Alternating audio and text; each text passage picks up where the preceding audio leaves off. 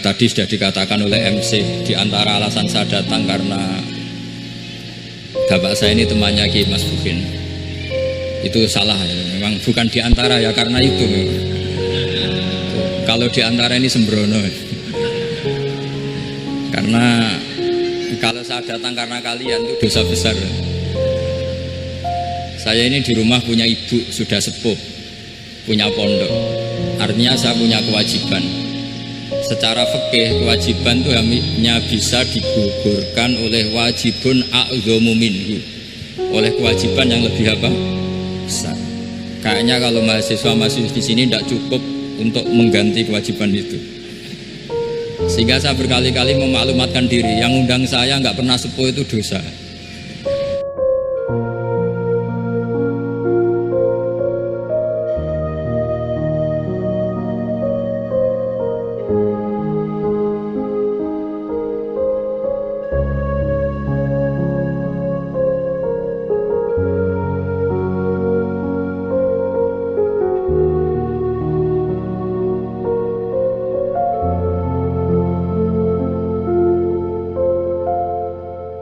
Karena menggugurkan kewajiban yang lebih apa?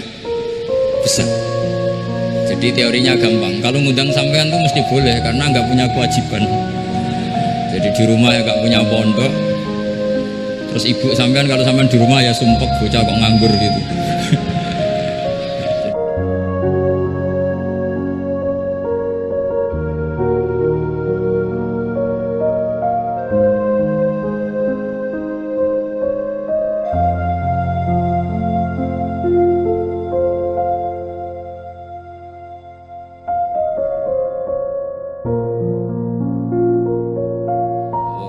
Wassalim ala sayyidina maulana Muhammadin wa ala alihi washabihi asma'in amma ba'du. Yang sangat kula hormati ya, teman bapak kawula Ki Haji Mas Buhin Faqih, yang terhormat Ki Haji Robah Maksum, yang terhormat Ki Haji DRS Abdus Salam MM selaku Rektor Inkafa, semua teman-teman dosen hadirin sedanten ingkang kula hormati, mahasiswa-mahasiswi yang sangat saya hormati. Tadi sudah dikatakan oleh MC, di antara alasan saya datang karena bapak saya ini temannya Ki Mas Bukin. Itu salah ya, memang bukan di antara ya, karena itu memang. Kalau di antara ini sembrono. Karena kalau saya datang karena kalian itu dosa besar. Saya ini di rumah punya ibu sudah sepuh, punya pondok. Artinya saya punya kewajiban. Secara fikih kewajiban itu hanya bisa digugurkan oleh wajibun a'dhamu minhu, oleh kewajiban yang lebih apa? Besar. Kayaknya kalau mahasiswa di sini tidak cukup untuk mengganti kewajiban itu. Sehingga saya berkali-kali memaklumatkan diri, yang undang saya nggak pernah sepuh itu dosa. Karena menggugurkan kewajiban yang lebih apa? Besar. Jadi teorinya gampang. Kalau ngundang sampean tuh mesti boleh karena nggak punya kewajiban. Jadi di rumah ya nggak punya pondok. Terus ibu sampean kalau sampean di rumah ya sumpek, bocah kok nganggur gitu.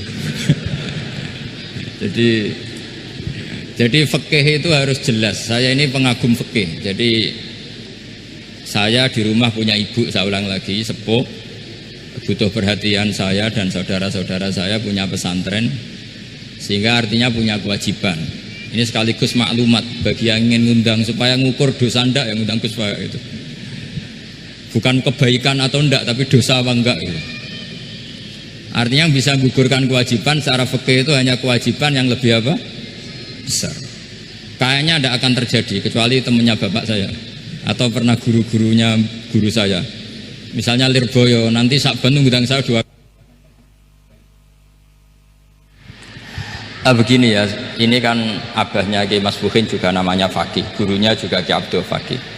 Saya berharap anak-anak Inkafa ini nekuni utamanya itu fikih. Fikih itu penting sekali. Kata Sayyid Ali yang Sohibu Simtid Durar itu, wabihi kiwamus syariah, yang bisa mengawal syariat itu hanya fikih. Fikih itu ya kalau yang paling gampang tentu kita misalnya punya Fathul Qorib, Fathul Mu'in, Fathul Wahab. Tapi yang faham betul, mesti faham itu ngelotok setengah hafal. Jangan bawa kitabnya tok, sementing sekian semester terus selesai. Itu sama-sama dosa, itu dosanya ya dosa, mahasiswanya juga dosa.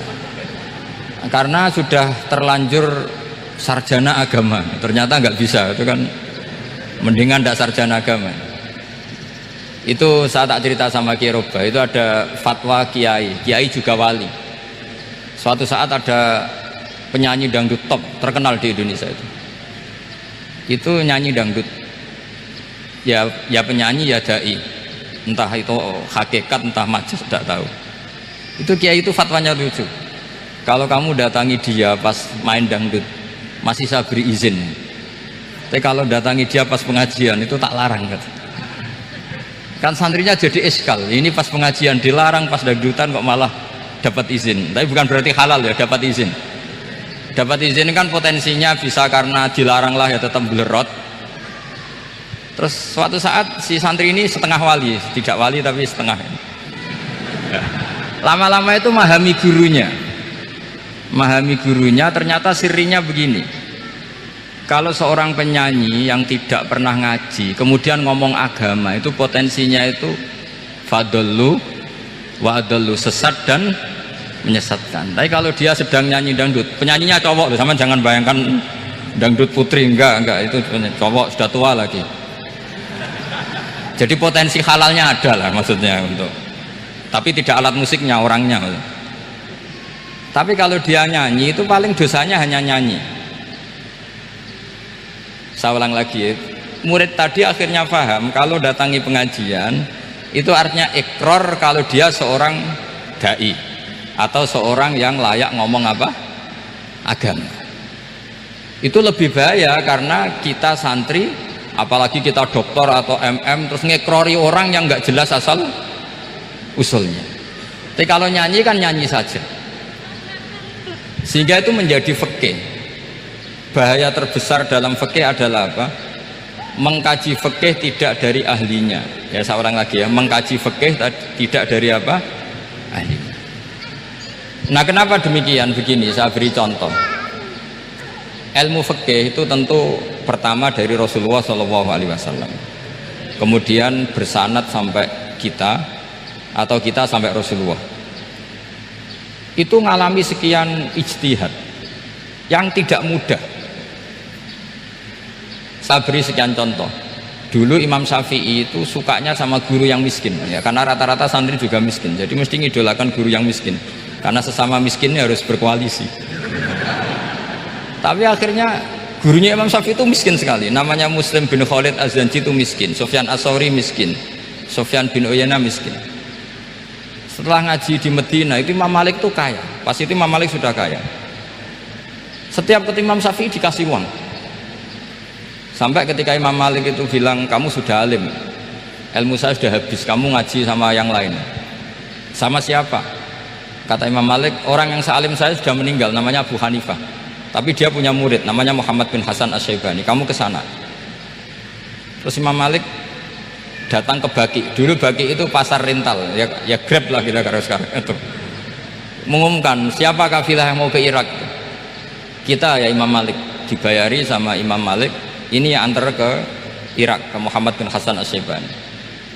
Imam Malik mulai ngeper, guru saya yang miskin tidak pernah nyangoni, guru-guru saya yang kaya sering nyangoni. Mulai memasalahkan kiai miskin gitu, kira-kira seperti itu, mulai masalah gitu. Setelah datang ke Irak di Muhammad bin Hasan Asy-Syaibani itu si Muhammad bin Hasan Asy-Syaibani itu kalau ngitung uang itu di meja tamu. Jadi punya emas lantaan, punya uang, kira-kira kalau Indonesia punya rupiah, punya dolar, dihitung itu di ruang tamu. Kata Imam Syafi'i, saya dengan Imam Malik saja nggak serk, ini lebih kedonyan lagi kiai. Ngitung uang itu di ruang tamu. Terus akhirnya si Muhammad bin Hasan Asy-Syaibani ini ahlul usul, dia pakar usul. Kamu heran sama saya? Iya, kiai kok kedonyan, dia ngomong gitu. Tapi kata Muhammad bin Hasan Asy-Syaibani, kalau kiai tidak boleh kaya, itu tak kayak wong fasik, ben gue demenan, gue mabuk. Oh jangan, nanti dipakai maksiat. Teng jenengan mawon kersane digetokan. Berarti kiai oleh sugih, pun angsal-angsal. Semenjak itu jadi satu fikih bagi Imam Syafi'i. Ternyata kalau mengharamkan kiai sugih berarti membolehkan yang fasik sugih. Kalau yang fasik sugih bisa dipakai i'anah alal maksiyah. Semenjak itu mindset pikiran Imam Syafi'i rubah. Saking rubahnya sampai beliau berpendapat orang bisa beli Alphard, kok beli carry itu haram. Bisa jadi bupati kayak Pak Roba jadi RT haram. Pokoknya gitu. Bisa keren Kak Gus Bak kok jadi orang pendengar haram. Pokoknya haram terus. Karena dalil beliau al-Islam ya'lu wala yula alaih. Coba sampean ridho misalnya jadi orang Gresik dipimpin orang yang nggak sholat, ridho ndak? Ndak. Atau sholat tapi nggak bisa ngaji, ridho ndak? Ketika yang bisa ngaji berpotensi jadi bupati, terus keterusan. Karena Imam Syafi'i keterusan, ya umatnya keterusan. Akhirnya orang-orang Syafi'i itu politikus rata-rata. Ya, makanya sama jangan kaget sama Baruba. Kakak saya wakil bupati itu. Putranya Mbah Mun ada yang wakil apa? Gubernur. Dulu Gus Wahid yang menteri agama. Itu asal usul dari perubahan fikih, mindset, cara berpikir Imam siapa? Syafi'i. Jadi dulu itu fikih ditemukan itu jelimet, ada perdebatan. Itu tidak hanya pada level ulama. Pada level Nabi pun ada perdebatan. Jadi jangan kira Nabi itu tidak debat, ya debat. Nabi itu asal seangkatan itu mesti debat, termasuk debat dengan malaikat. Jadi kalau perlu ya debat sama apa? Karena malaikat itu kan lugu itu gak iso mikir. Karena kalau malaikat iso mikir bisa jadi rektor. Nanti kasihan Pak Salam ini. Malaikat gak boleh jadi rektor. Malaikat Israel itu nggak tahu etika. Jadi beliau ketika mau membunuh, mencabut nyawanya Ibrahim datang, ya Ibrahim saya ini disuruh nyabut nyawa kamu. Kata Ibrahim, wah kamu itu pasti salah. Kamu tahu saya siapa? Saya ini Khalilur Rahman, kekasih Allah. Masa kekasih membunuh yang dikasih? Ini nggak benar, logika itu nggak benar. Pasti kamu salah. Karena Israel itu tidak bisa debat.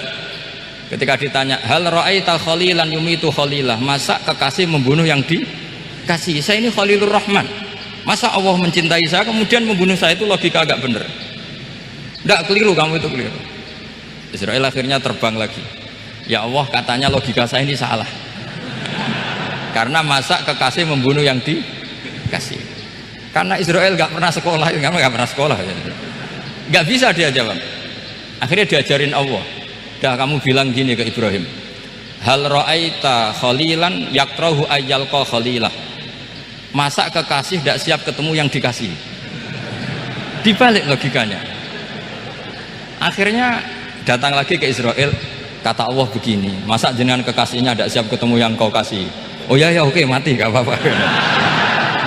Jadi ilmu itu ngalamin perdebatan. Jadi saya datang murni karena Kiai Mas Buhin, bukan karena MC. Itu dosa besar kalau saya datang karena MC. Karena saya punya kewajiban yang lebih besar. Jadi yang bisa mengalahkan adalah a'dzama minhu, yang super besar kira-kira. Karena jelas ada riwayat inna min abaril birri silatar rajuli ahla wuddi abi. Ya, inna min abaril birri silatar rajul ahla wuddi abi. Di antara kebaikan yang sangat baik adalah seseorang menyambung teman bapaknya. Padahal sampean kan nggak mungkin teman bapak saya. Teman saya aja nggak mungkin, nggak level apalagi bapak saya kan. Jadi malah mohal itu. Jadi ilmu itu harus mengalami satu gesekan, karena logika itu bisa dibalik. Nah karena ilmu itu mengalami satu gesekan, satu logika yang bisa kayak iya kayak enggak, sehingga jargon di dunia ijtihad itu begini, ra'yuna shawabun yahtamilul khata' wa ra'yuka khata'un yahtamilus shawab. Pendapat saya benar tapi mungkin salah, tapi pendapat kamu taruhannya salah dulu tapi yang mungkin benar. Jadi mustahid, kalau kata mustahid itu lucu ngomongnya, itu ra'yuna shawabun yahtamilul khata', pendapat saya tarifnya benar dulu tapi yang mungkin salah. Kalau pendapat kamu salah tapi ya mungkin benar atau mungkin bisa salah, ya tidak tahu, pokoknya mungkin benar. Nah kenapa demikian? Begini, Di luar masalah tauhid, saya ulang lagi, di luar masalah tauhid itu tentu ada masalah-masalah yang sifatnya ijtihadiyah. Ya, saya ulang lagi, yang sifatnya apa? Ijtihadiyah. Dan ijtihadiyah ini nggak pernah selesai karena muqtadul hal, konteks kesejarahan maupun konteks kesempatan itu tidak sama. Dulu kiai-kiai itu ngaramkan dasi, ngaramkan celana, karena yang celananan yang dasinan itu penjajah. Jika mantas sabah biqaumin bahwa apa? Minhu. Tapi lama-lama kiai-kiai itu ya pakai dasi, pakai celana. Ya karena dianggap sudah tidak mantas sabah biqaumin bahwa apa? Minhu. Ini mengalami pergeseran. Semua istihad itu mengalami pergeseran. Lalu pertanyaannya begini, lalu istihad apa Gus yang permanen? Yang permanen ya istihad dengan alatul istihad, dengan alat-alat apa?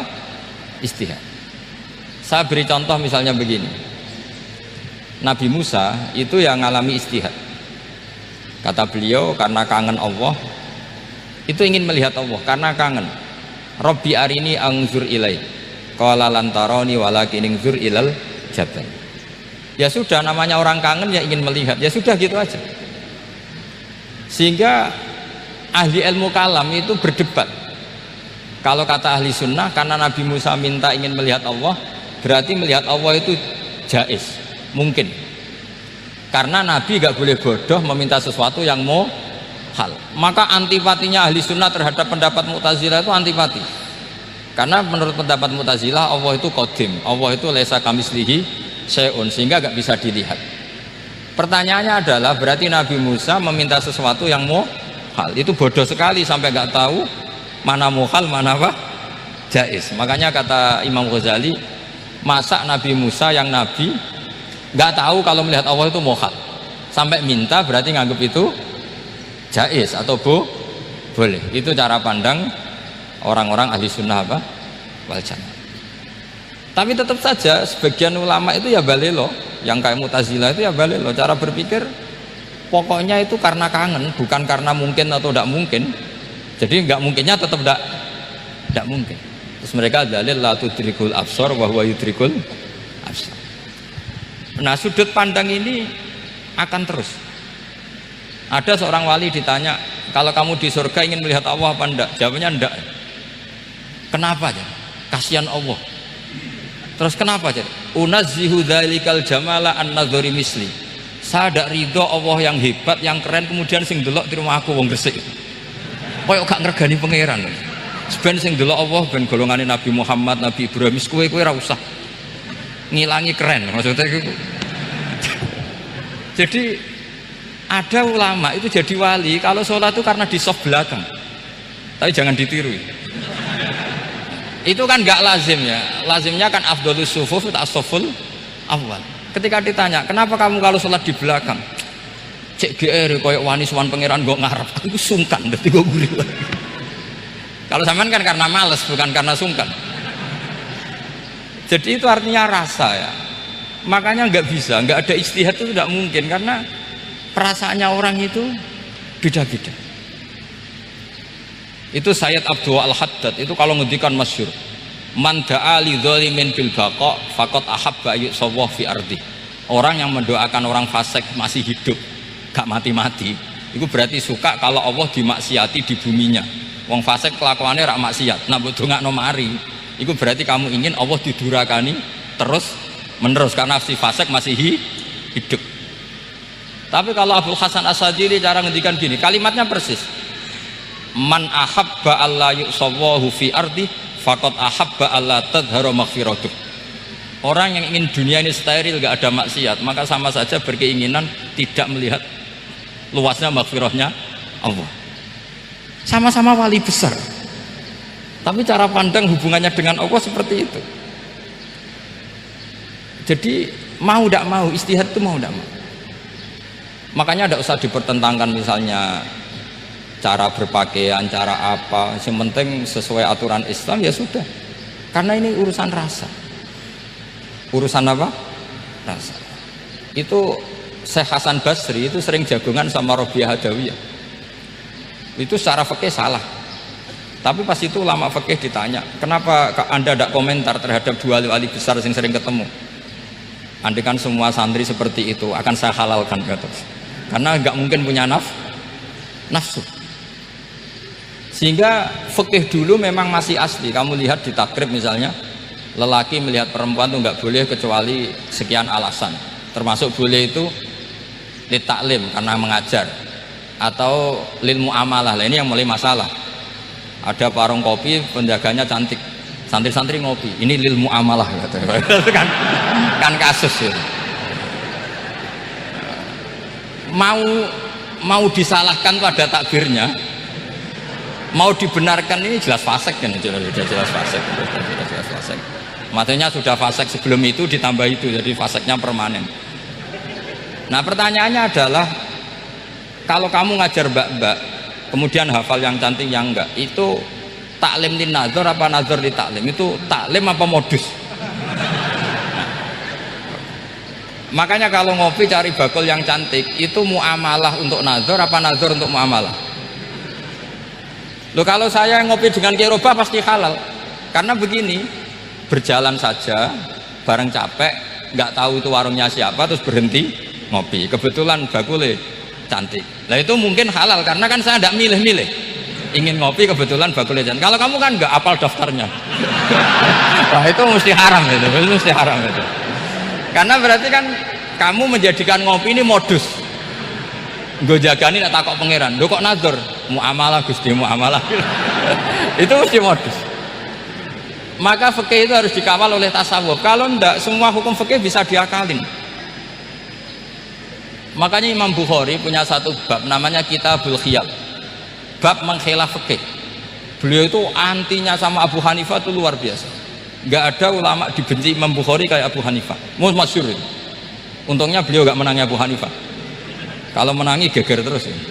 Bisa bahsul masail terus ya. Itu Abu Hanifah itu ulama yang suka khilah. Khilah itu ngerekayasa hukum. Misalnya begini, saya ini puasa agak lemes, ujian agak lemes, apalagi kiai serapati di duit, santri beling-beling lemes gitu. Apa mangan ini kan, poso-poso kok mangan kan gak keren. Supaya saya bisa makan dan halal, saya bisa ngajak kiai robai ya jalan-jalan nyari yang jarak 2 marhalah, ya sudah, terus bisa makan. Kalau ditanya Allah kok makan, musafir. Jadi bolehkah insya'us safar menciptakan pergi demi untuk supaya boleh iftar? Boleh enggak cara jenengan?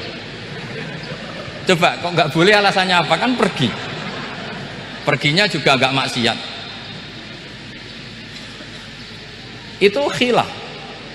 Tapi Sayyid Muhammad, Abuya Sayyid Muhammad bin Alawi, Sayyid Muhammad itu membela Abu Hanifah. Artinya membela jangan semua khilaf itu diharamkan, karena itu cara, saya ulang lagi, karena itu cara untuk mengawal bahwa hukum Allah itu luas. Karena kalau nggak ada khilaf itu ya kita kesulitan. Misalnya begini, ini penjelasannya, makanya kita harus sering mendengar. Saya itu dulu masih sangat fikih itu protes, kenapa ada polisi wanita. Itu kan pekerjaan cowok ya, pekerjaan pria. Tapi setelah mendapat penjelasan dari polisi itu alasannya masuk akal, Gus. Kadang-kadang orang nakal itu menyembunyikan narkoba itu di alat wanitanya. Itu kalau semua lelaki polisi kayak jenengan itu kan masalah itu. Sehingga memang harus ada polisi wanita karena sebagian pengedar narkoba itu perempuan dan menyembunyikannya di tempat itu. Kalau semua polisi cowok kan nggak kebayang. Sehingga kita akhirnya mendengar membolehkan polisi itu wanita. Ada wilayah yang harus wanita. Begitu juga ada pertanyaan, kenapa sih dokter kandungan itu cowok? Saya punya banyak santri yang muhibin saya itu dokter kandungan. Tak tanya, kamu itu kok cowok kok jadi dokter kandungan? Kan pekerjaannya seperti itu. Dia jawabnya lucu. Dari 10 yang tes jadi dokter kandungan, itu yang cewek itu lulus 2, yang cowok lulus semua. Karena ketika cewek dites melihat ketuban pecah darah itu langsung pingsan. Sehingga yang secara psikologi dablek itu kan memang lelaki. Jadi roh wong nyak sewakit santai. Kadang nggak lahir-lahir dinteni nang jopo rokokane santai. Itu kalau cewek yang jadi dokter kandungan itu nunggu jam 11, jam 4 sudah pingsan. Nah ini cerita, bukan berarti saya menghalalkan, enggak. Kita harus mendengar, saya ulang lagi, kita harus apa? Dan itu setelah mendengar itu nanti jadi disiplin ilmu, yaitu namanya fikih. Saya berkali-kali cerita di mana-mana cerita, fikih itu harus dievaluasi. Karena ini masalah furu'iyah. Saya berkali-kali cerita di mana-mana cerita. Hukum berteman orang fasik gimana? Pasti orang jawab haram karena takut ketularan orang fasik. Tapi kalau dibalik, hukumnya bina orang fasik gimana? Ya baik, umatnya Nabi bisa bina kalau berteman. Kamu bisa bina orang fasik tanpa berteman? Gak bisa. Jadi kalau dibalik, hukum berteman orang fasik gimana? Haram. Hukumnya bina orang fasik baik, bisa bina kalau berteman. Berarti berteman orang fasik ya terus nanti pada level lapangan sih gampang. Kalau yang soleh membina yang fasik dan yang fasik ketularan yang soleh, maka ternyata baik. Kalau yang soleh ketularan fasik ya berarti ternyata buruk. Tapi kan hukum masa nunggu kenyataan, kan jadi nggak hukum. Di mana-mana hukum itu kan ada asumsi, karena ini masalah ijtihad. Nah itu yang dilakukan para ulama kita. Jadi sampean harus mengkaji fikih secara detail, karena tidak hanya kita yang khilaf, nabi-nabi juga khilaf dalam menentukan dakwah ilallah. Wali-wali kita kayak Abdul Hasan Asyadili sama Sayyid Abdul Al-Haddad itu juga khilaf. Imam Ghazali ya khilaf. Imam Suyuti itu kalau ketemu Al-Qastolani itu saling tidak nanya, saking nggak cocoknya, masyhur itu. Jadi ulama ya ora cocok. Bedanya nak saiki perkara partai gitu. Kalau orang dulu enggak, karena pakai asumsi, karena memang susah. Nggak misalnya memang tak bedai, tak beri yang nggak misalnya ada orang rukuk kemudian ngentut, itu sholatnya batal apa enggak? Enggak, jawab saja. Nggak, orang sholat kemudian pas rukuk kentut atau kelihatan auratnya, sholatnya batal apa enggak? Batal. Lah itu keliru nih sampean, itu salah dosennya mesti itu. Pertanyaannya gini, yang dikatakan sholat itu kan akwalun wa af'alun muftatahatun bitakbir muftatamatun bitaslim. Lalu ketika sampai rukuk apa sudah namanya sholat? Jika kamu katakan batal, namanya sholat aja belum kok sudah kamu katakan batal itu.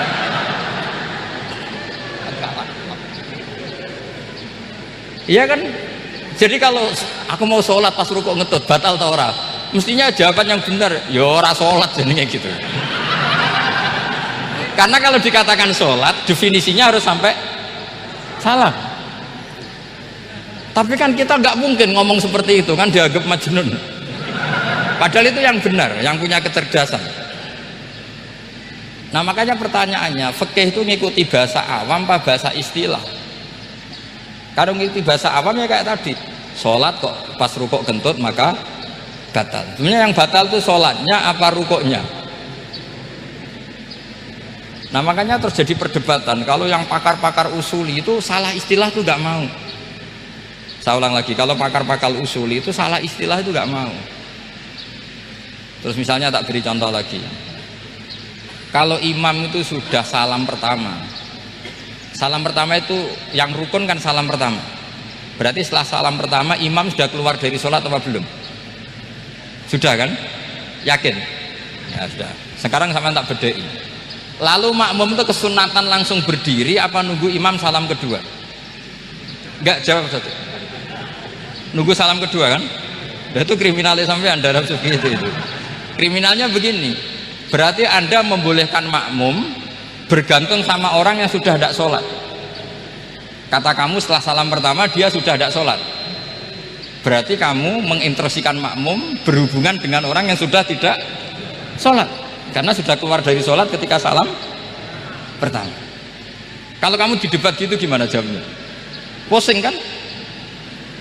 Berarti robtul makmum bisolatiman sing wis laisa fi sholatin. Berarti menggantungkan sholat sama orang yang sebetulnya sudah tidak sholat.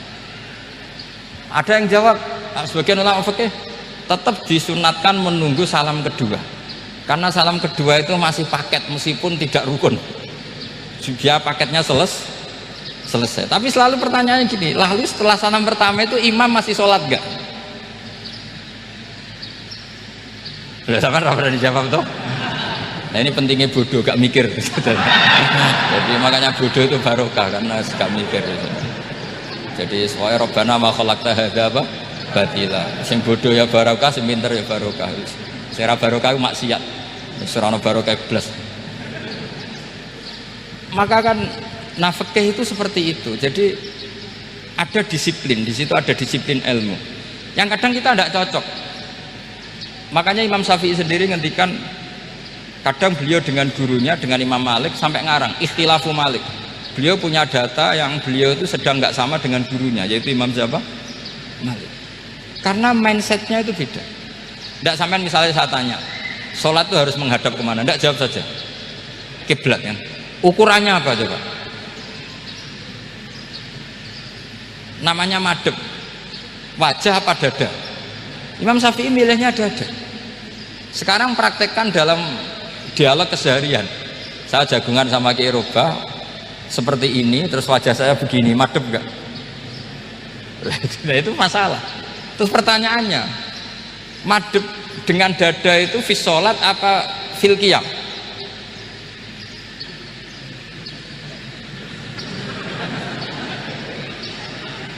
Loh enggak, kalau fis sholat pas sujud dada kamu madhep mana coba?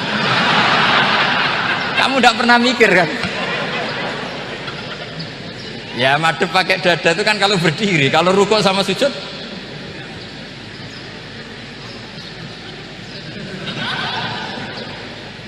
loh itu ulama itu jelimet gitu. Makanya jarang yang menekuni profesi ulama itu, karena menekuni proposal banyak, karena memang susah. Jadi ulama itu orang yang cara berpikir sudah aneh, sehingga mereka detail. Maksudnya menghadap itu apa ukurannya? Ukurannya kalau berdiri ya dada, tapi nggak bisa kamu katakan at-tawajjuh bisodri, aturan dalam sholat, fikuli sholat. Pertanyaannya lah kalau rukuk sama sujud, dadanya menghadap kemana coba? Maka itu ilmu yang sudah jelimet. Nah ulama usul fikih, ulama yang nggak mau salah per detail hukum. Sehingga menurut Imam Rafi'i, misalnya kalau beliau ditanya sujud itu gimana ya, asal watu jabhah ya sujud. Tapi kalau menurut Imam Nawawi harus melibatkan 7 apa? Anggota, yaitu al-jabhah, wal yaden, wal rukbaten, wal qadamen. Oke, Imam Nawawi kita ikuti. Tentu keseharian kita pakai Imam Nawawi, yaitu berdasar hadis umirtu an asjuda ala sab'ati a'dumin al-jabhah, wal yaden, wal rukbaten, wal qadamen. Berarti berapa? 7. Tapi pernah saya cek di kitab karangannya Imam Syafi'i, ketika beliau ngendikan saya suka kalau orang sujud itu melibatkan 7 anggota berdasar hadis ini. Tapi kata beliau wayah tami itu dan bisa saja sujud yang watul jabhah itu sudah cukup. Kata Imam Syafi'i, limadha, karena Nabi ketika sujud itu hanya ngendikan begini, sajadalaka wajhi wa sam'i wa basori. Gak ada di hadis wayadi, warubati, wakodami. Ya sudah akhirnya, nah itu sudut pandang. Terus gugatan kedua begini, ada orang Muslim yang sujud sama berhala. Untuk menjadi murtad itu harus 7 anggota apa cukup watul jabhah alal ardi? Untuk sah menjadi murtad itu. Untuk sah menjadi murtad cukup watul jabhah alal ardi harus 7 anggota. Untuk keabsahan murtadnya itu tidak jawab. Makanya ini tugas dosen-dosen ini meminterkan ini, karena namanya sudah faqih. Faqih itu ahli fikih yang detail, namanya faqih. Kalau ini mutafaqih. Jadi bukan tafakuha tapi tafakuha, kayak tamarodo itu. Jadi wazannya nanti itu wal idhari ma laysa fil waqi'. Jadi ini bukan gojlok, ini memang marah saya ini. Jadi kalau sudah pakai gelar fakih harus fakih betul. Karena ilmu fikih itu Sebetulnya gampang. Sampean kalau ngaji i'anah itu kelihatan fikih itu gampang karena ada logika yang terbangun. Misalnya begini, orang kalau tawaf itu disuruh agak jauh dari Ka'bah. Jangan sampai nginjak sadarwan. Karena sadarwan itu pondasi itu ikut Ka'bah. Kenapa begitu? Ya jenenge ra muteri Ka'bah, ide-ide Ka'bah.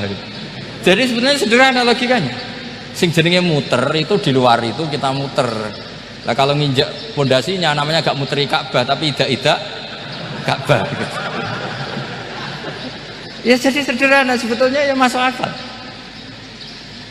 Jadi fikih itu tidak ada yang iskal, sebetulnya masuk akal. Tapi karena kita nekuni itu tidak serius, maka terus jadi paradok. Saya beri contoh lagi, ini sebagai penghormatan saya sama Kiai Mas Bukin, karena ini sudah namanya fakih. Kalau ada ayam jago ditabrak truk terus kejet-kejet, adekan dibiarkan pun mesti mati karena gerakannya sudah harokatul madbuh. Terus kamu sembelih, itu halal apa enggak? Enggak jawab, ayam jago loh. Kalau kamu katakan halal, dia sudah tidak punya hayatun mustaqirroh, kehidupan yang permanen. Andaikan kamu biarkan pun 1 menit lagi meninggal. Kejet-kejet kan mau prosedur saja, maksudnya pantasnya mati yo kejet-kejet sih, tapi sebetulnya sudah pasti mati. Maka ini ada 2 ulama. Kalau kata Imam Malik tetap namanya halal karena ruhnya masih di situ, sehingga ketika kita nyembelih ya nyembelih hewan yang hidup. Yang namanya nyembelih itu pokoknya mematikan yang punya ruh, sementara saat itu rohnya masih di situ, meskipun 1 menit lagi pasti mati. Tapi kalau mazhab Syafi'i enggak, ini sudah harokatul madbuh, tidak punya hayatun mustaqir. Sehingga dalam perdebatan ulama fikih itu lucu, kadang ya gampang mangkel nol.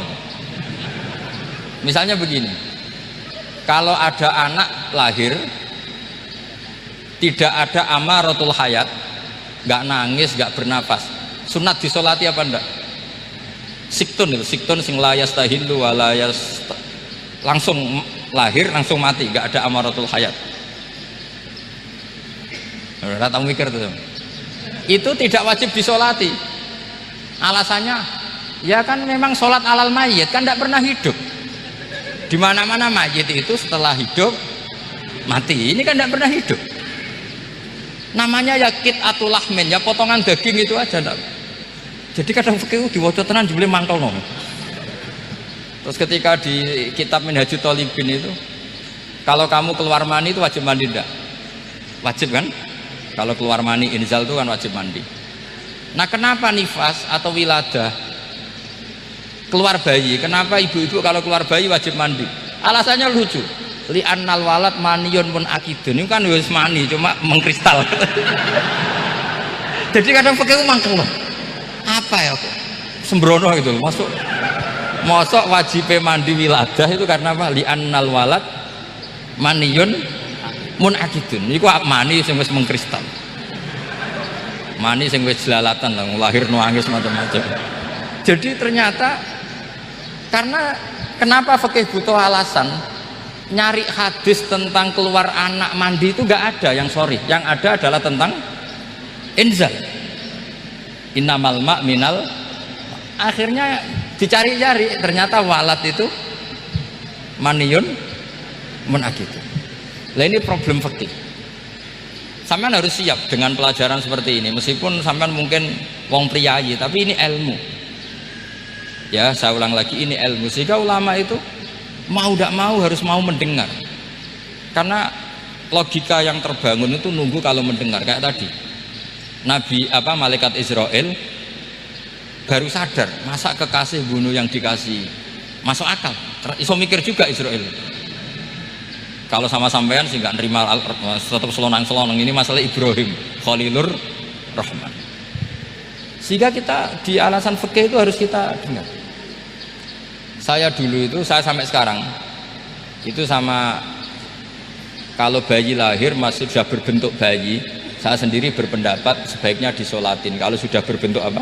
Bayi, meskipun tidak nangis, tidak ada amaratul hayat. Kan yang digugurkan itu wajibnya, bukan masalah boleh dan Tidak, itu banyaklah perdebatan ulama di bab itu. Saya beri contoh lagi perdebatan ulama. Ini contoh-contoh fikih karena ini khusus penghormatan status fakih tadi.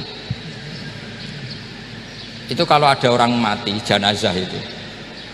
Jenazah itu kalau sholat, itu kan umumnya jenazah di depan, kita nyolati di belakang. Itu yang mengatakan begitu ya tidak punya alasan, ya taunya mulai dulu begitu, di mana-mana nyolati jenazah, jenazahnya di depan. Tapi di kitab Mahalli jelas diterangkan, kata kaul sani tidak wajib. Alasannya ya lucu, fa innal janazah laisat bi imamin. Jenazah itu tidak imam, kenapa harus di depan? Kan kacau kan? Lu coba alasannya di depan apa? Dia ada imam. Nah barokahnya fikih itu sehingga kita melihat di Arab Saudi sekarang itu jenazah kan di belakang, tapi kita tetap nyolati apa? Mayit. Kalau di Arab Saudi musim haji itu jenazahnya di kamar mayit, tapi kita nyolati. Itu satu-satunya takbir ya tadi, fa innal janazah laisat bimanzilatil imam. Tapi jangan praktekkan, nanti dia kepaliran sesat tuh. Saya hanya cerita ilmu, jangan dipraktekkan. Kalau dipraktekkan masih jadi aliran sesat. Mono jenazah ning mburi mame kok ngarep aliran sesat. Sebetulnya bukan sesat tuh. Uji coba fikih. Ya karena tadi fa innal janazah laisat bimanzilatil. Bukti lagi kalau sampean sholat ghaib. Sholat ghaib ini misalnya mayitnya di Surabaya, boleh nggak sholat ghaib di sini? Terus jenazahnya di belakang kamu apa depan kamu? Nah ini kan fikih itu pokoknya gitu. Makanya standar furu'iyah itu susah. Karena perdebatannya itu mirip-mirip, kayak iya, kayak tidak, kayak. Makanya dulu zaman sahabat, ada sahabat itu mencintai Rasulullah, senengannya sowan, bukti cinta sowan. Banyak juga yang sahabat bukti cinta Nabi itu tidak pernah sowan, alasannya ganggu. Kenapa kamu jarang sowan Nabi? Saya sering jamaah sama Nabi, saya tidak pernah sowan. Kenapa? Ganggu. Biar Nabi kalau di rumah sama anak istrinya, saya tidak mau ganggu. Makanya saya termasuk kiai yang gak pati seneng disowani. Karena ya itu tadi. Kalau mulang seneng saya, kalau disowani biasa saya. Kalau kiai roba itu nilai, nak pernah sepuh jadi rasuan nilai. Jadi beda. Saya sering ditilii kiai-kiai sepuh. Tapi bahasanya tentu tidak sowan, tapi nopo nilai. Kalau sowan itu banyak. Ketika Rasulullah wafat, itu separuh sahabat hampir mayoritas, ya Rasulullah kita semua ingin kita dulu yang meninggal karena engkau begitu penting. Maka jangan meninggal dulu, kita yang meninggal. Kalau kita yang meninggal itu nggak apa-apa, tapi kalau engkau penting jangan meninggal. Tapi ada saja sahabat lah, tidak seperti itu. Saya suka Rasulullah meninggal dulu. Alasannya masuk akal. Biar Allah menyaksikan saya kama usaddikuhu hayyan usaddikuhu maitan. Allah biar menyaksikan saya iman kepada Nabi ketika masih hidup, dan saya buktikan setelah mati pun, setelah meninggal pun, setelah wafat pun iman. Jadi ternyata baisnya itu supaya orang tahu bahwa iman kita kepada Nabi itu iman yang super, sehingga ketika beliau sugeng ya kita iman, setelah wafat juga kita iman. Kai usaddikuhu maitan kama usaddikuhu hayyan, supaya saya mentasdikkan beliau setelah meninggal sebagaimana kita mentasdikkan beliau saat masih hidup. Dan ternyata Allah ridho dengan perkataan sahabat itu. Kenapa Allah ridho? Karena menjadi pelajaran bagi orang-orang yang ditakdir gak menangi Rasulullah SAW. Tetap mereka iman. Jangan kayak setan. Setan itu kurang ajar betul kalau iblis itu. Masyhur itu. Iblis itu nangis-nangis neng Nabi Musa. Iblis itu takutnya sama Allah itu luar biasa. Sampean kalah. Iblis itu setiap ketemu malaikat karena dia ngerti alam gaib, mesti apa itu? Kama sali syaitani id qala lil insani kufur falamma kafara qala inni bari'um minka inni akhafu wa rabbal alamin. Jadi setan iblis itu paling sering bilang inni akhafu wa rabbal alamin, karena iblis itu tahu surga, tahu neraka, tahu kekuasaannya Allah. Jadi takutnya sama Allah luar biasa. Makanya setiap dia mengajarkan kekafiran, setelah orang itu kafir gimana? Inni bari'um minka inni akhafu wa rabbal alamin. Saking takutnya sama Allah, suatu saat iblis ini datangi Nabi Musa karena tahu Nabi Musa itu kalimullah. orang yang bisa komunikasi langsung dengan Allah. Ya Musa ya kalim Allah, saya ini makhluk, saya takutnya sama Allah luar biasa. Tolong rayukan Allah supaya nerima tobat saya. Karena dirayu terus lama-lama Nabi Musa bilang, oke, tak rayukan Allah sama Allah. Karena Musa kekasihnya, ya Allah, iblis punya ingin tobat, tolong dikasih hak tobat. Kata Allah, oke, dia bisa tobat asal mau sujud di makamnya Nabi Adam. Karena kesalahannya dia gak mau sujud sama Nabi Adam. Semenang Nabi Musa karena ada cara untuk iblis menjadi tobat. Dikasih tahu sama Nabi Musa, alhamdulillah kamu diterima tobatnya. Syaratnya apa? Sujud ke kuburannya Nabi Adam. Wah, iblis atau aslinya terus asjuduhu maitan wa qatla asjuduhu hayyan. Oh, zaman urip aku ora gelem, apa meneh wis mati.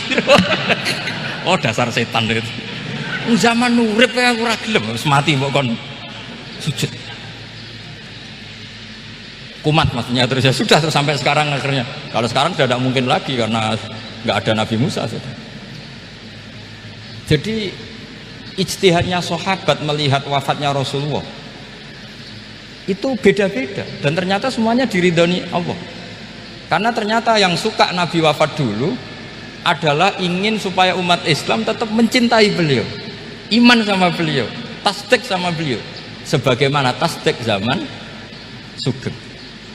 Makanya kita harus mencintai guru-guru kita. Uhibbuhu maitan kama uhibbuhu hayyan. Saya sampai sekarang itu ya merasa Mbah Mun itu tidak meninggal. Saya masih merasa kalau bapak saya tidak meninggal karena kita mencintai beliau-beliau ketika hidup dan ketika wafat itu sama.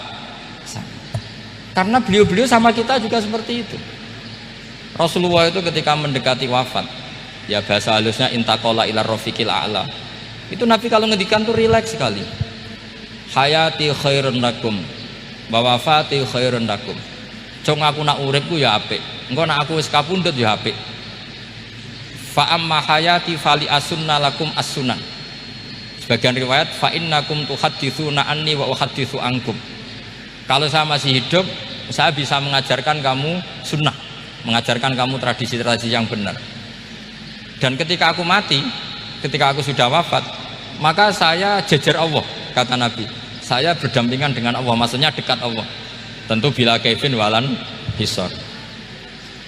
Terus sudah fa inna amalakum, amal-amal kamu diperlihatkan ke saya. Berhubung saya sudah dekat Allah, kalau amal kamu baik, saya muji Allah. Kalau amal kamu buruk, saya langsung mintakan ampun kepada Allah. Jadi Nabi rileks sekali.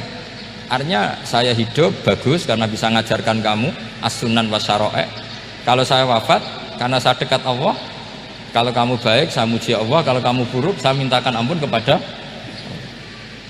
Guru-guru kita juga seperti itu. Justru setelah wafat beliau-beliau punya kesempatan dekat sama Allah, dekat sama al-malail a'la, sehingga mendoakan apa? Kita. Nah, terus kata Sayyid Muhammad, wala taqulu lima yuqtalu fi sabilillahi amwat. Kamu jangan pernah berkeyakinan atau berpendapat atau berkomentar kalau orang-orang yang mati fi sabilillah adalah berstatus apa? Mati, amwat. Kalah. Terus kata Sayyid Muhammad, hadza li amati syuhada.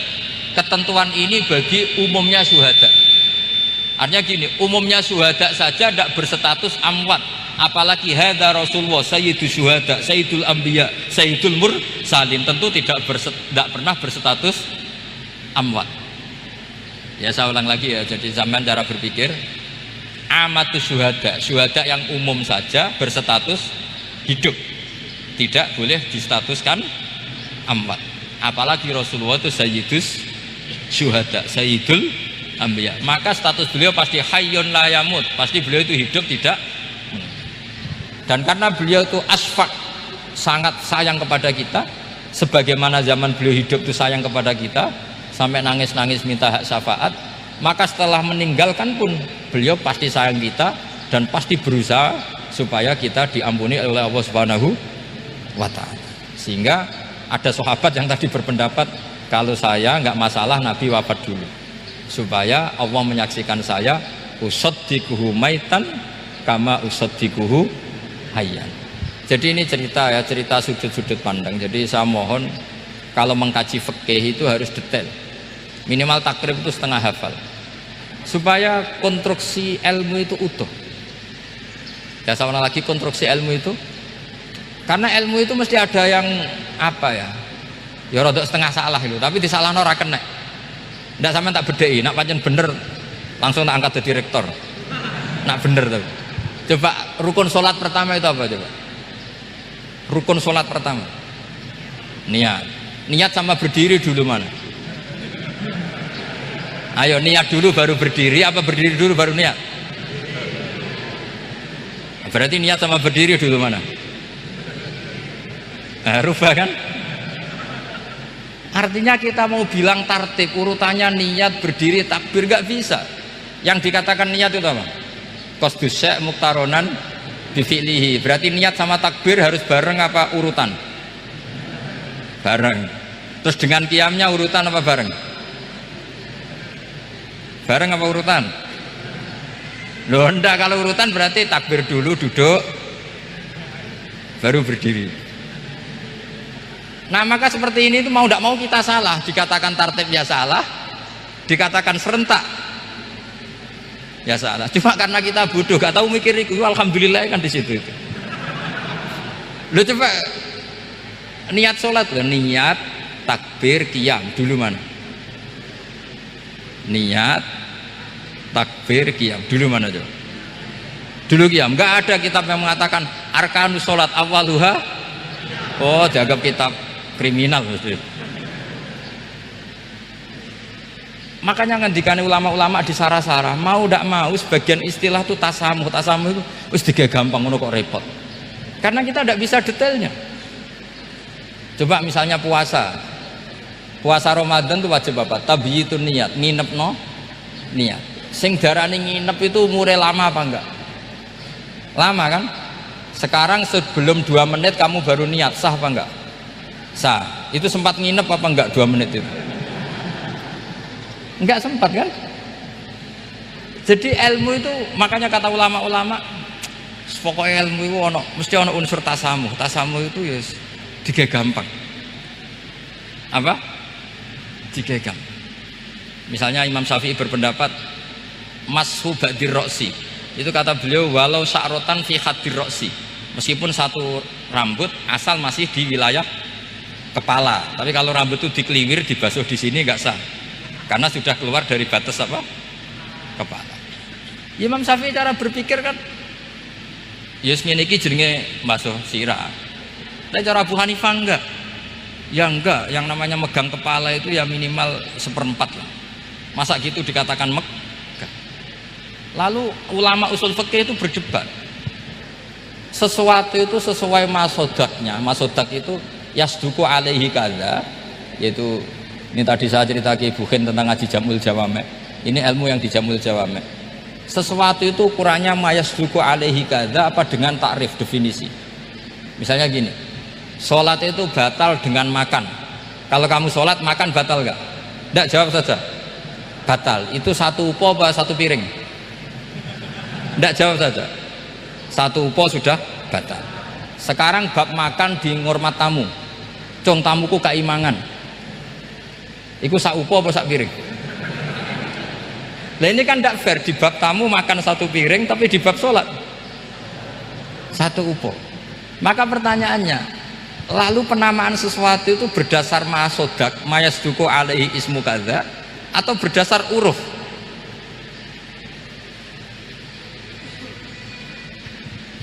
Ukurannya apa coba? Maka terus jadi perdebatan. Lah ini di sini ini pentingnya ulama karena ya sekarang saya bedai sekarang. Cengkeh itu wangi apa enggak? Kategorinya cengkeh. Wangi kan, kalau orang bikin kue tar pasti pakai apa? Cengkeh. Pakai wedang ronde supaya manis, apa wangi dikasih apa? Cengkeh. Nah itu saya berkali-kali cerita, pernah mau dipikirkan orang Islam itu nggak boleh rokok karena dianggap pakai apa? Mewangi karena ada apa? Cengkeh. Tapi terus didebat, kalau gitu berarti orang Jumatan sunat rokok. Karena Jumatan disunatkan pakai pewangi. Wah itu kan akhirnya tuh, wah iya repot ya. Jadi kalau cengkeh kamu kategorikan pewangen, yang orang Islam nggak boleh rokok karena pakai cengkeh yang wangi. Konsekuensinya orang Jumatan sunat rokok karena berarti di masjid pakai apa? Pewangi. Kan sesat semua jadi. Jadi itu ilmu. Makanya selain fikih mateng, itu ada ilmu yang namanya usul fikih. Usul fikih itu yang neliti itu. Mayas duku alaihi kada. Jadi yus ngono iku darani ngono. Saurang lagi. Ngono iku wis darani ngono. Ora perlu roh detail. Ya, saya ulang lagi. Wis ora perlu roh detail. Makanya Abu Hanifah itu misalnya basuh wajah. Wis angger kecelok ngene iki basuh wajah. Nek Imam Syafi'i kan detail. Mimbaini mana bitis sya'ri sampai ila somahe udunehi ila dzakon. Terus mana bitis sya'ri Imam Syafi'i nambah apa? Ghaliban. Kenapa ditambah ghaliban? Karena kalau orang budak mana bitis sya'rinya di sini. Jadi itu fikih. Jadi fikih itu jelimet. Padahal kita ini nggak pernah berpikir secerdas Imam Syafi'i, tapi akhirnya ya mikir juga. Nah, gak ditambah ghaliban, mana bitis sya'rinya orang budak kan? Sini. Terus sekarang perdebatannya, orang budak basuh Maskur Roksi di sini sah enggak? Karena tadi itu wajah apa kepala gitu. Kan jadi bingung gitu. Ya makanya ini mukadimah saya supaya sampean lebih disiplin belajar fikih, dan setidaknya didiskusikan lah kitab-kitab Minhajut Thalibin atau kitab-kitab Mahali, karena di situ nanti ada perdebatan, dan perdebatannya itu indah sekali. Kayak tadi ada yang mengatakan jenazah harus di depan, tentu dalam kondisi normal kita ingin jenazah itu di depan, tapi ada kondisi itu tidak normal kayak di Masjid Haram. Lalu solusinya gimana? Ya kita ngikuti kaul sani, fa innal janazah laisat bimanzilatil imam. Jadi kalau di sini normal ya sudah, kita sholat ya normal saja lah. Masa jenazahnya di belakang kamu sholat, nanti jenazahnya iri, sekali-kali di depan aja kok gak boleh gitu. Malah jadi repot nanti. Jadi karena apa ya, kalau kita mengkaji tidak panjang itu bahaya, karena ilmu itu ada logikanya. Imam Ghazali dalam bab warid sama maurud itu gak setuju sama Imam Syafi'i, dia Maliki. Ya kalau dalam mazhab Syafi'i yang populer kan kalau ada najis airnya sedikit kan dikucurkan supaya al-ma'u itu warid. Kalau warid punya kekuatan menghilangkan, tapi gak boleh najis diletakkan di bejana yang ada airnya namanya maurud. Tapi Imam Ghazali dalam hal itu ngikuti Imam Malik, gak ada bedanya warid sama maurud, karena logika Imam Ghazali gini, misalnya ini ada najis ya mik ini ada najis di sini, atau sarong lah, contoh paling gampang kan sarong, ini sarong najisnya di sini, kamu kucuri. Ketika kamu kucur, air yang lewat ini kan tidak ada dua kola, kemudian ketika terkena najis mutanajis kan, kalau dia sudah mutanajis dia punya kekuatan menghilangkan najis apa enggak kan, karena dia sendiri berstatus mutanajis. Artinya begini, meskipun ini disorno itu bukan berarti najis gak campur. Nah terus sampean misalnya bantah, tapi kucurannya wakil terus nanti semua tersisa hilang. Ya kalau gitu nggak ada masalah kan, pertanyaannya kan karena banyu itu satu ciduk. Sehingga Imam Syafi'i mengatakan, cara berpikir Imam Ghazali, air itu oleh Allah dikatakan mutahhirun, mensucikan. Ya sudah, kalau ada air berarti mensucikan, baik caranya warid maupun maurud. Bukan karena air itu menghilangkan najis, karena tadi logikanya yang sudah kena najis, air ini sudah berstatus mutanajis, berarti pas mulai lewat ke bawah dia statusnya apa? Mutanajis, ke bawah lagi berstatus mutanajis. Misalnya sampean bantah, tapi mutanajis ini kan dihilangkan oleh air di atasnya. Ya kalau ada jaminan air berikutnya bisa menuntaskan. Nah najisnya bandel, gandok kan terus panjang perdebatannya. Makanya kata Imam Ghazali, sudah dalam hal itu saya ikut Imam Malik. Ikut Imam Malik, anggar ana najis kok is disori banyu nek ora mutaghayir, yer ya ngono iku jenenge nyucekno. Mergo banyu oleh Allah distatuskan mutahhir, mensucikan. Dadi ora usah bayangno sing jlimet-jlimet. Nah itu namanya masodak. Wis keceluk basuh ambek banyu. Berarti wis keceluk mensucikan. Itu juga satu kefiah dalam usul fikih. Ya sudah seperti itu. Ya kayak sampean kangen anak lah. Kangen anak itu ketemu wis cukup ta ora? Cara sampean wis cukup. Tapi cara anak sampean ketemu tok ra nyangoni. Nah. Lalu ukurannya itu ukuran anak apa ukuran orang tua? Enggak ukuran anak apa ukuran orang tua? Definisi ketemu lalu. Ukuran orang tua apa ukuran anak?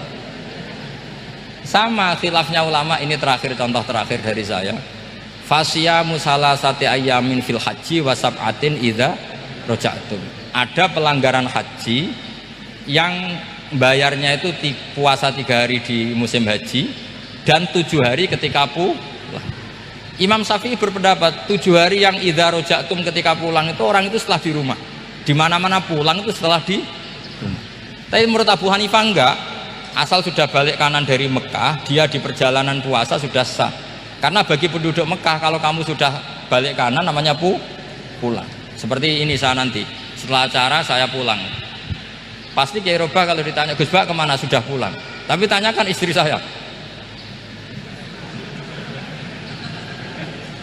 Jadi orang sini kalau saya sudah pamit, sampean bilang saya pulang enggak? Gus Bak kemana? Sudah pulang. Tapi tanyakan istri saya. Belum pulang. Lalu ukurannya ini jenengan apa istri saya? Lah mau nggak mau karena Allah hanya ngendian wasab'atin idza raja'tum, dan 7 hari ketika kamu sudah pulang. Ukurannya siapa coba? Ukurannya penduduk Mekah apa keluarganya? Kalau ukurannya penduduk Mekah, asal orang haji sudah cabut ya disebut pulang. Tapi kalau ukurannya keluarga, asal belum sampai rumah belum disebut pulang. Itu yang seperti kita dulu ketika era Wesel, zaman Ki Mas Bukin, Ki Roba Mondok, saya kan era Wesel. Angger wong tua bar ngeposno, anakku wis tak kirimi kan gitu. Wong wis diposno. Tapi masih 3 hari. Jari anake durung dikirimi. Bener mana tuh? Ya kira-kira seperti itulah usul fikih. Saya mohon anak-anak Inkafa ini mengkaji itu. Dengan status fakih itu orang yang mutafannin mutabakhir fil fikih, itu baru disebut apa? Fakih. Kalau enggak namanya apa? Mutafakih. Jadi bukan fakih tapi berpura-pura apa? Berpura-pura ahli fikih. Ya, tentu sekolah ini bukan diciptakan untuk yang berpura-pura fikih, tapi memang benar-benar apa? Fakih. Ya saya kira demikian. Mohon maaf. Assalamualaikum warahmatullahi wabarakatuh.